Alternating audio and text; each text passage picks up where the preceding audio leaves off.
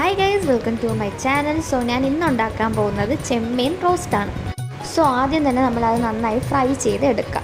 Fry ചെയ്തുകൊണ്ടിരിക്കുമ്പോൾ തന്നെ അതൊന്ന് കുറച്ച് വെള്ളമൊക്കെ വരും. അതെല്ലാം നല്ല വറ്റിച്ച് നല്ലപോലെ ഫ്രൈ ആക്കി എടുക്കുക.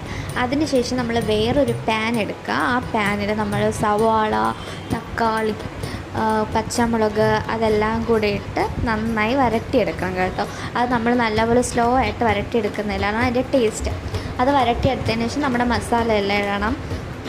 മസാല എന്ന് പറയുമ്പോൾ മഞ്ഞൾപ്പൊടി, മുളക് പൊടി, കുരുമുളക് പൊടി അതെല്ലാം കൂടെ എടുത്ത് വീണ്ടും നന്നായി ചെയ്തതിന് ശേഷം നല്ല ചൂട് വെള്ളം അതിലോട്ട് ഒഴിക്കുക. അതിലൊഴിച്ച് ചൂടുവെള്ളം നല്ല തിളച്ച് വരുമ്പോൾ നമ്മുടെ ചെമ്മീൻ ഇടുക.